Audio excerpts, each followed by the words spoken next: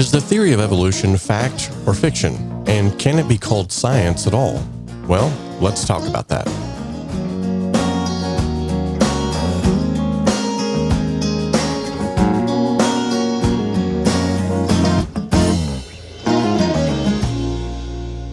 A lot of the examples used in this teaching today have a visual aid to accompany them, although this should work just fine in audio form.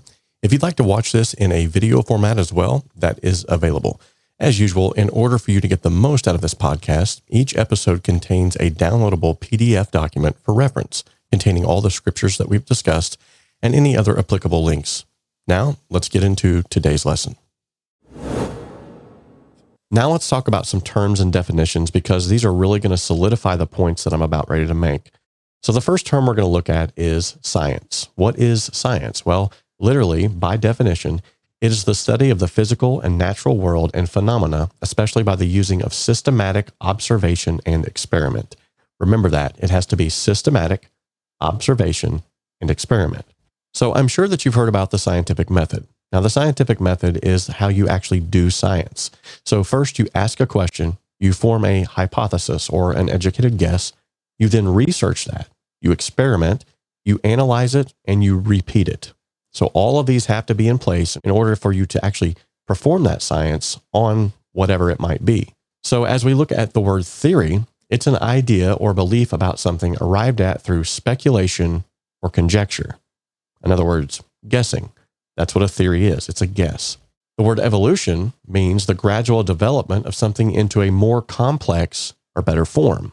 And now the word religion means a set of beliefs concerning the cause, nature, and purpose of the universe. So as I've been reading these terms and definitions, I hope that you've been able to put two and two together. And by now you should be asking yourself, is evolution actually science at all? Well, in accordance with the definitions that I've just given, by definition, evolution is actually a religion. Now, I know that this sounds like quite a bold claim, but I want you to really think about the terms and the definitions that we just discussed. If religion is about the cause, nature, and purpose of the universe, and evolution is telling us about the cause, nature, and purpose of the universe, then it already is propping itself up to be something that it's not. Furthermore, anytime that you see evolution brought up, they will always say in textbooks, evolution is fact. And yet it's always been called the theory of evolution. In other words, something arrived at through speculation or conjecture. Likewise, although it's called science, we've never been able to run it through the scientific method. We've never been able to experiment with it, analyze it in action, or repeat it. So all this adds up to insurmountable evidence that evolution in and of itself is not really science at all. Now, in all of the school textbooks that I've ever been introduced to, and all of the evolutionary talks that have been given by scientists, I have never once seen them quote Charles Darwin from his own book, in which the theory of evolution was based off of, when he said, "I'm quite conscious of the fact that my speculations are beyond the bounds of true science." He went on to say, "To suppose that the eye could have been formed by natural selection seems, I freely must confess, absurd in the highest degree." Now catch this. He says, "I was a young man with unformed ideas. I threw out queries and suggestions, wondering all the time over everything. And to my astonishment, the ideas took like wildfire. People made a religion out of them."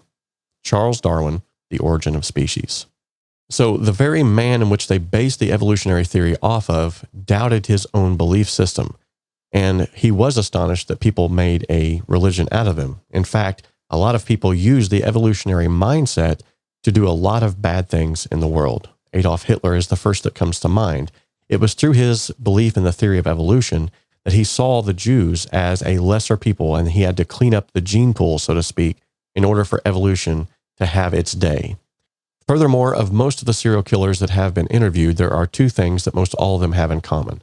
They had an addiction to pornography, and they have a belief in evolution. If you objectify people and you see them only as objects through pornography, and then you couple that with the evolutionary mindset that we're all just animals, it objectifies man even further. And therefore, you don't really have a basis for the sanctity of human life. Okay, so we've talked about mainstream science, and we've talked about the Bible, and we've talked about why it is important now to believe the biblical worldview versus that of mainstream science. But now let us take into consideration, why would all of this matter? Why would it matter to believe in a biblical creation? Well, essentially, if you were to get on Google right now, two of the biggest questions that are searched is how did we get here and why are we here?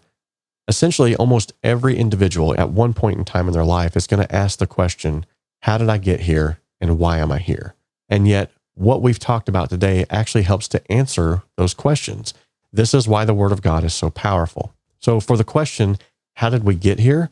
For by him were all things created that are in heaven and that are in earth, visible and invisible, whether they be thrones or dominions or principalities or powers, all things were created by him and for him. This is speaking of Jesus Christ in the book of Colossians, chapter 1 and verse 16. So how did we get here? Well, God created you and me. Now that puts everything into perspective, because if you were created, that means you have a purpose. If you were created, that means you are accountable to your creator. That also means that you're not just an animal. You have a soul. You have a destination that you're going to go whenever you pass from this life to the next. And so as we've just talked today, if the Bible has been right about science, it's been right about prophecy, it's been right about salvation, it's been right about Jesus Christ coming to this earth, giving his life, hanging upon a cross, shedding his blood, and giving that life for you so that your sins can be forgiven, so that you have access to heaven. So then, why are we here? That's the next big question. Well, there was a man by the name of King Solomon who was the wisest man that's ever lived. God gave him wisdom above any other man. Now, if you read the book of Ecclesiastes, you'll find this man's memoirs pretty much, how he searched high and low. He became abased even though he was a king, and he wanted to find out what is it that makes people happy. During this process of trying to find happiness, he went everywhere. He tried everything. And at the end of his life, he said it's all vanity and vexation of soul. In other words, it's all pointless. So then what was the conclusion of it? What did he find out? What is it that makes man happy? What is it that will make you happy?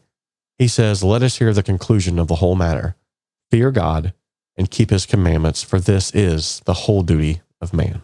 If you will simply fear God, not in the sense that you're afraid of him, but in the sense that you reverence him enough to give him the praise and the glory and the honor that's due unto his name, to live your life in such a way that's pleasing unto him.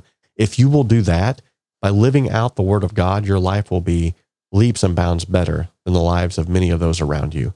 And though you may not have riches, wealth, or fame, you're going to have eternal riches in heaven with Christ.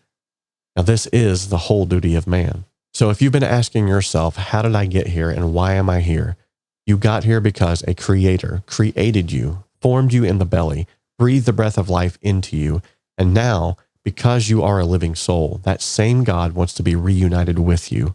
And the only way that he can do that is by you turning your life over to him. Because he's a gentleman, he will not push himself on anybody. He wants you to dwell with him of your own free will. So this is the whole duty of man. Just simply follow the word of God, fear God, keep his commandments. This is the whole duty of man. And in doing so, your life is going to be a life of abundance. In fact, it was Jesus himself who said, I have come to give you life, and that more abundantly.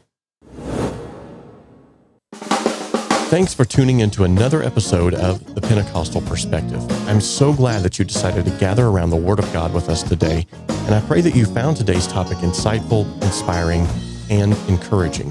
Please take a moment to leave a review on the platform of your choice. Your feedback not only uplifts, but also helps to spread these positive messages to a wider audience, allowing others to be encouraged as well.